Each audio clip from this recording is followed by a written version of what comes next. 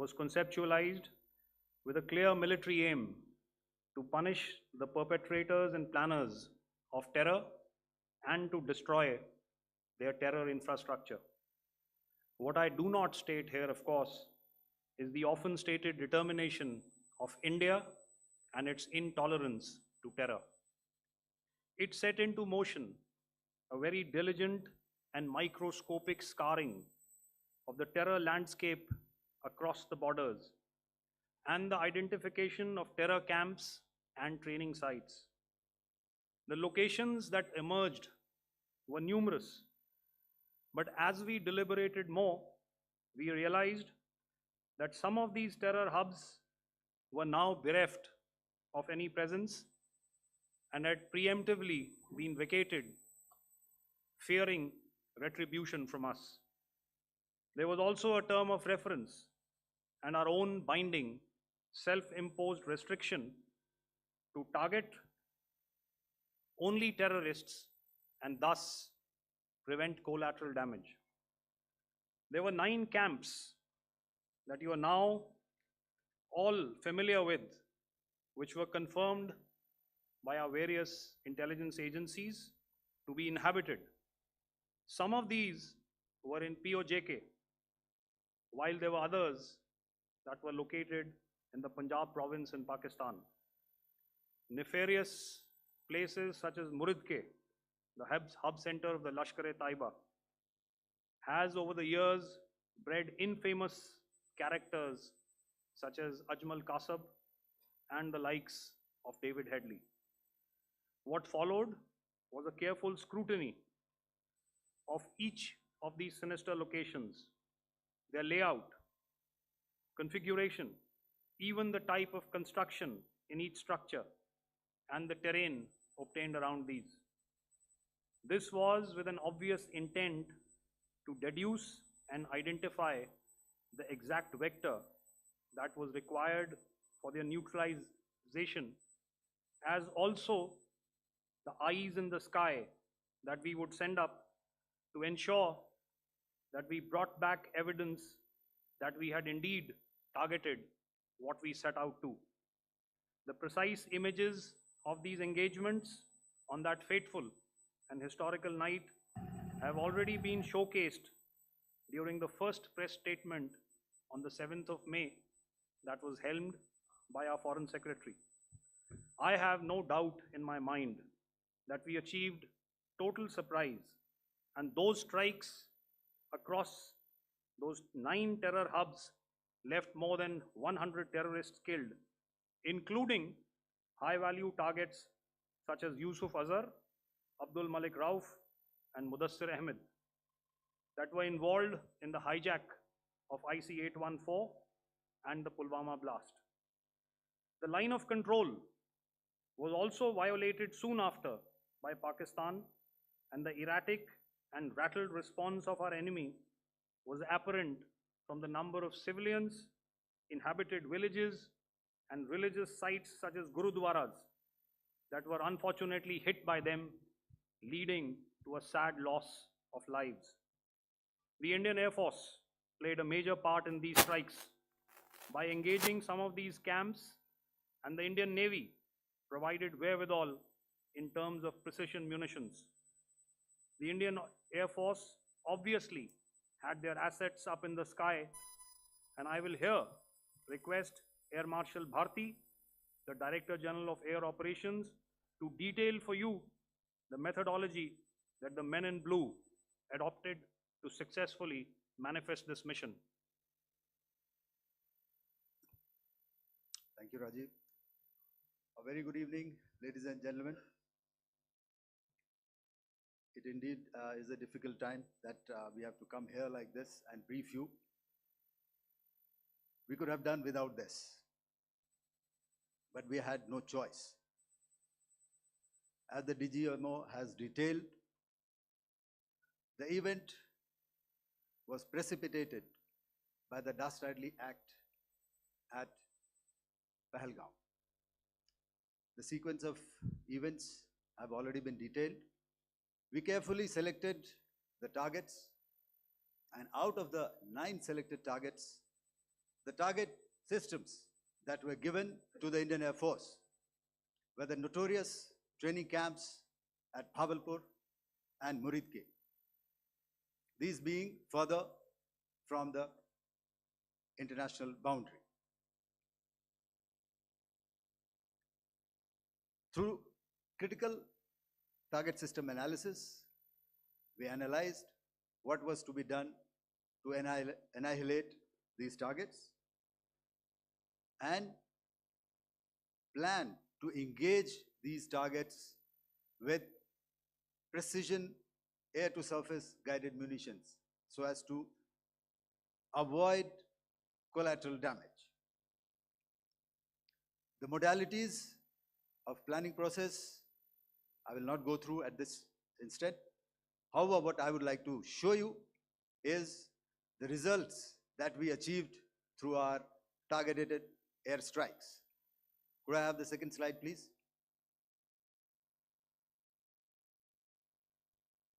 Yeah, change, please.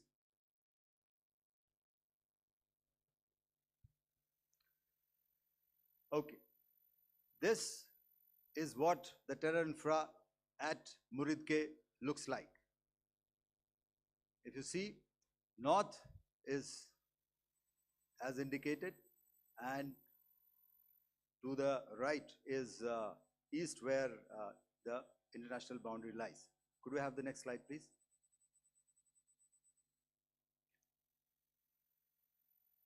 Orientating. Just go back one slide. Okay. Please have a look at this red building, the series of buildings out here,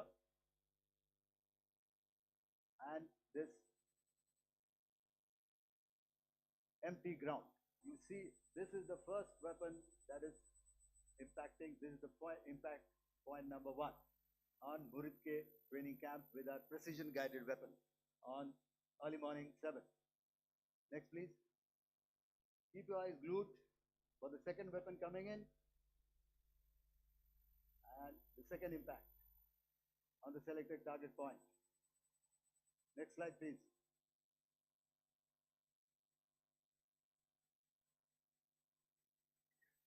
Third weapon, third impact. Continue. And fourth weapon, fourth impact. So through these targeted and precision targeting, we addressed the target at Muridke, which was the terrain infrastructure. Can you hear me? All right. Okay, I'll come closer to the mic.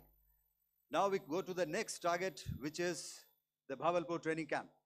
Next slide, please. Okay, just wait.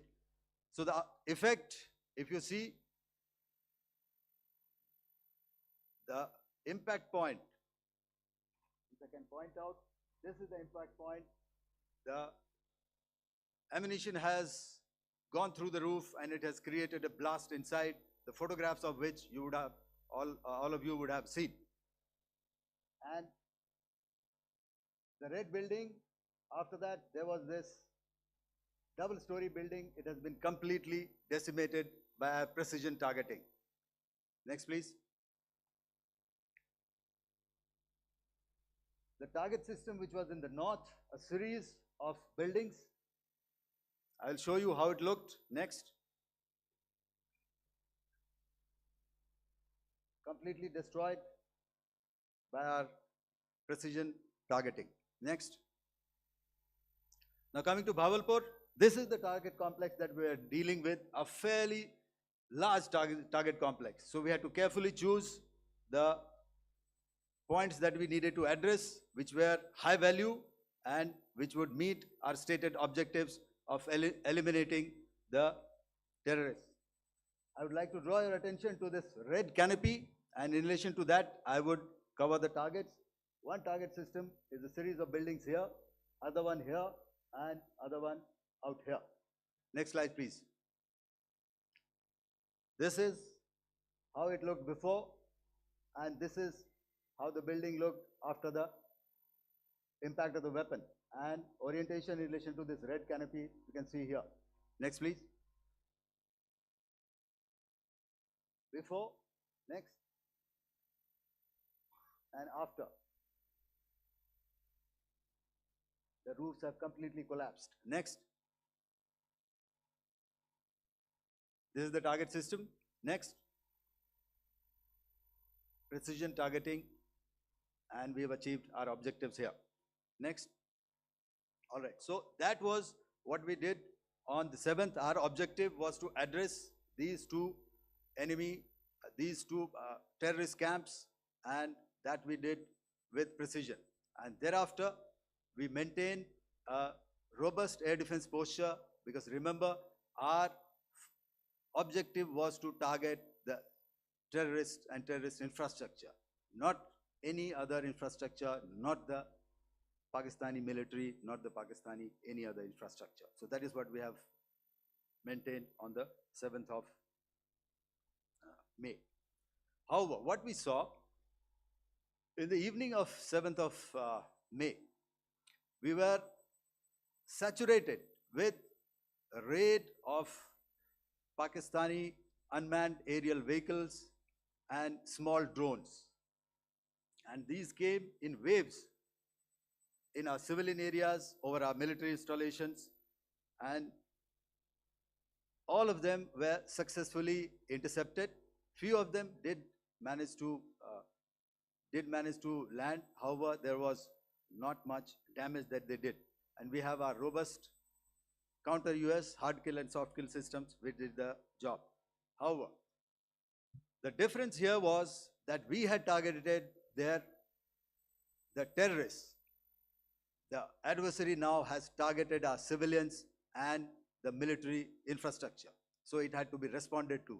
So in a quick and calibrated response, that very night, we struck their radar installations at Lahore and close to Gujranwala, the LYT installation, to indicate to him that we are ready, yet we do not want to escalate. Our fight was with the terrorists and not with the Pakistani military establishment. Thank you.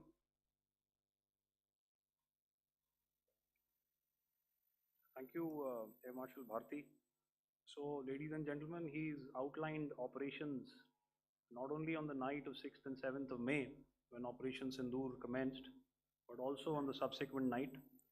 Being well aware and familiar with the congenital and impulsive nature of our adversary, and even though we did attempt to reach out and communicate our compulsions to strike at the heart of terror to my counterpart in the immediate wake of Operation Sindoor, the request was brusquely turned down,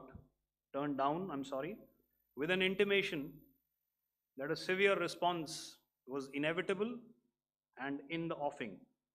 We were, of course, prepared. Operations on the 7th and the 8th, Air Marshal Bharti spoken about. On the night of 8th and 9th of May, they flew drones and aircrafts into our airspace all across the borders and made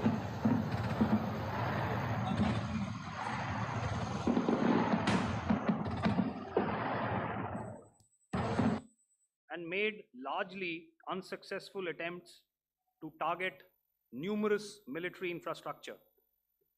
Violations on the line of control by Pakistan also commenced yet again and precipitated into fierce arty engagements.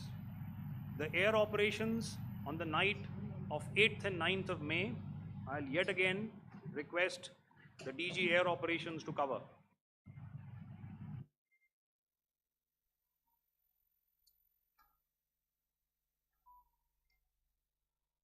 So I just covered what happened on the night of 7th and 8th. What we found that on the night of 8th and 9th, starting as early as 22:30 hours, our cities had a mass raid of drones, unmanned aerial vehicles, UCAVs, starting right from Srinagar, going down right up to Nalia. It was a mass raid in waves and it was relentless.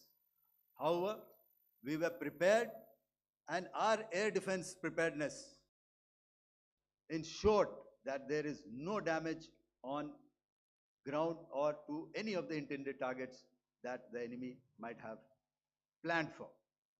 The difference between 7th night and 8th night was that on 7th night, he sent in his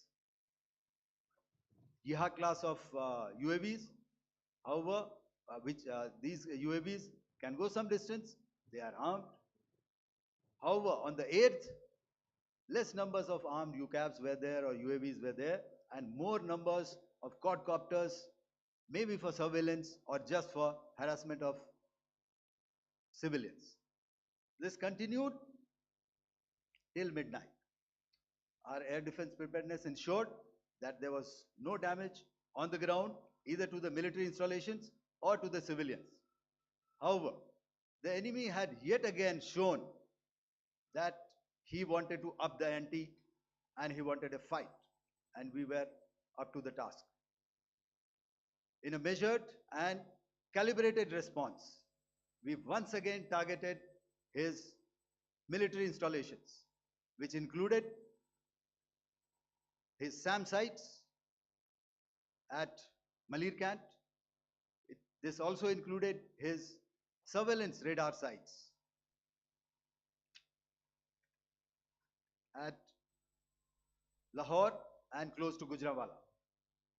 These were suitably addressed, and thereafter his drone attacks continued even till morning, which we countered, and during the daytime there was some respite. Here I would like to bring out another aspect. What we found was that while the drone attacks were being launched from somewhere close to Lahore, enemy had allowed his civilian aircraft to also continue to fly out of Lahore. Not only his own aircraft, but international passenger aircraft, which is quite insensitive, and we had to exercise extreme caution, even at the cost of some tactical disadvantage, to ensure that there is no damage to any of the civilian aircraft. And this was also brought out in our press briefing during the day. So I will now hand over to my colleague to cover the events of 9th onwards.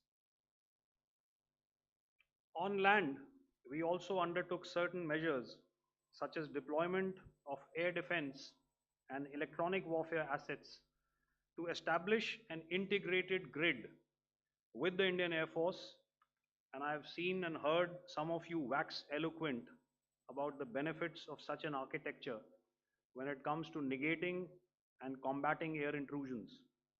We also carried out deployment to include movement of our forces in the land, sea, and air domains.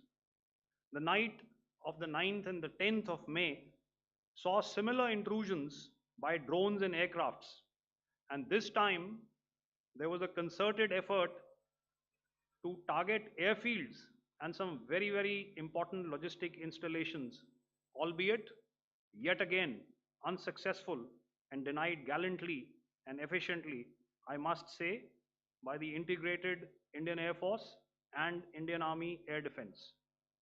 We further strengthened our deployment and also initiated some pressure points to send a very clear and unambiguous message to the other side to desist from any misadventures on land.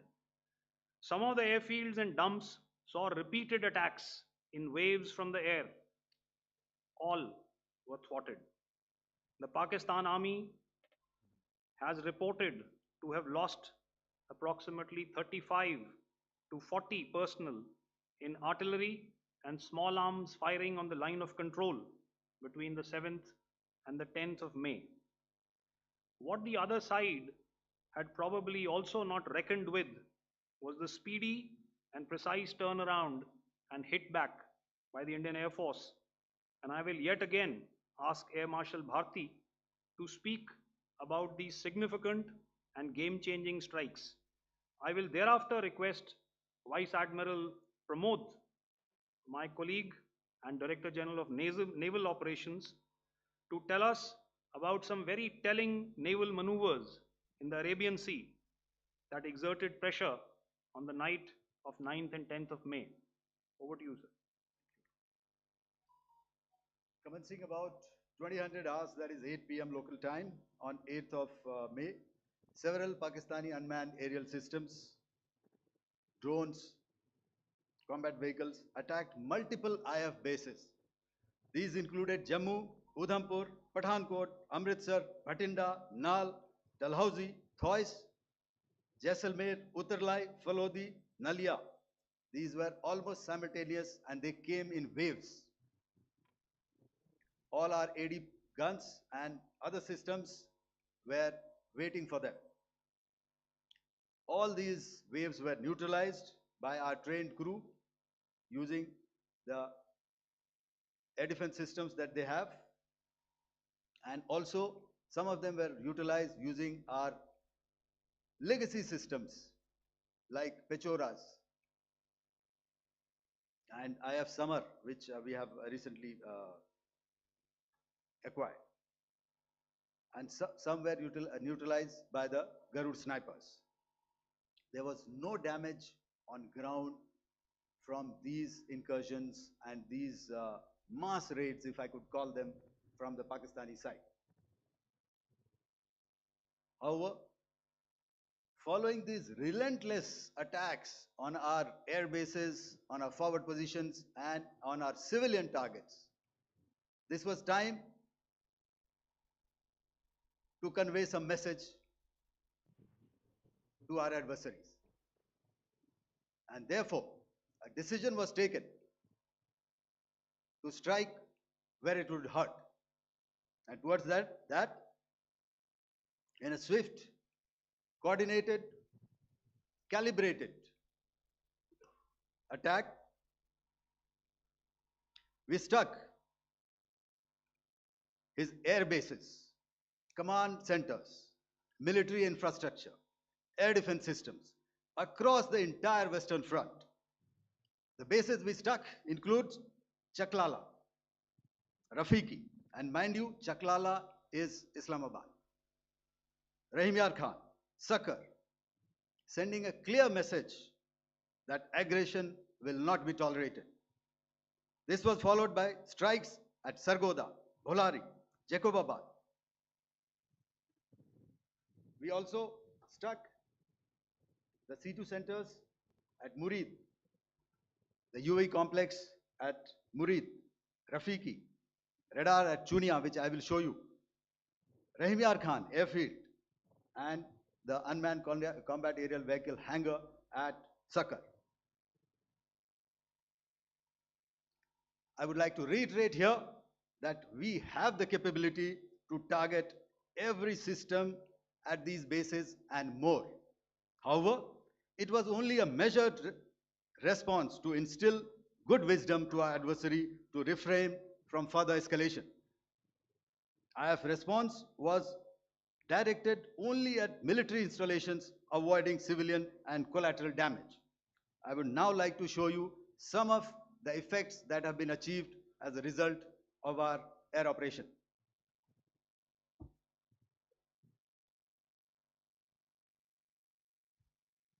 Here is the Pasroor air defense system, if you could see. Zoomed up view, this is the radar mounted on a high tower. And after the strike,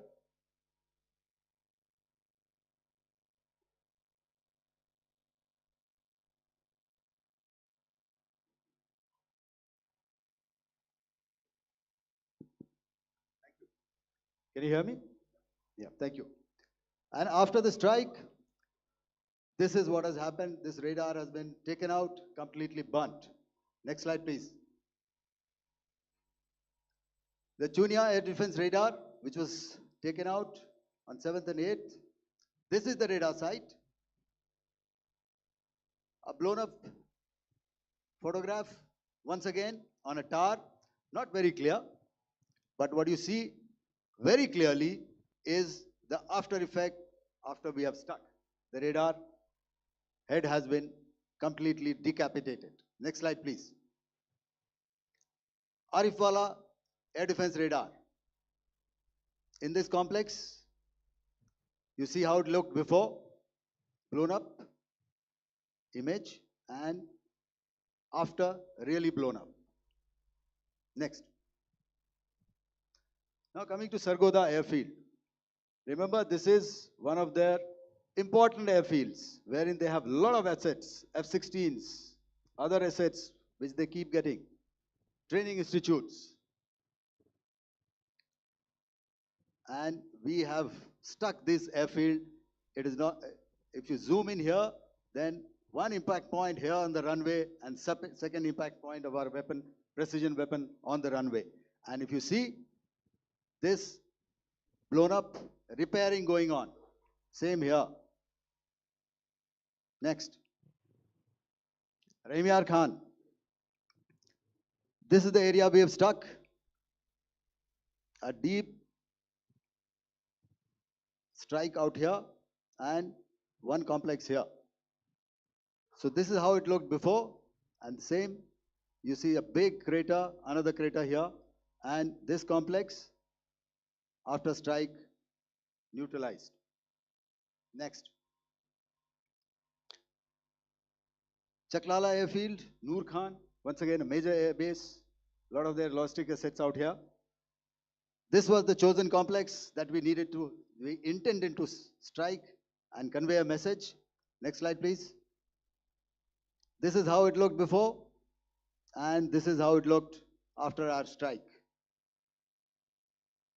Next. Sakar.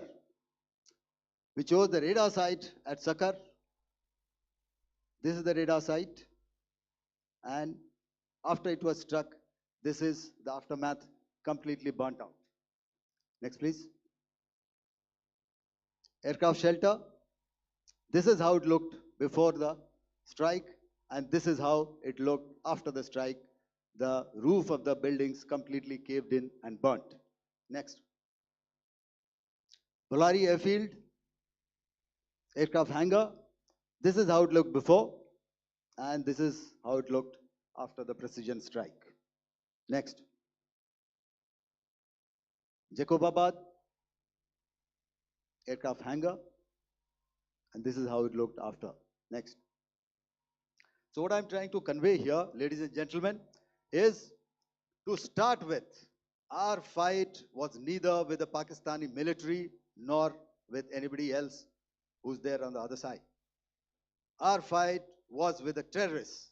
We neutralized the terrorists that we selected to be neutralized, and thereafter, we only maintained the air defense posture. However, we were relentlessly pounded by waves after waves, night after night, by his UCAVs, by his drones, and by his other unmanned aerial systems. And that left us with no choice but to retaliate, and yet our retaliation was calibrated, it was graduated, and it was proportionate. Thank you.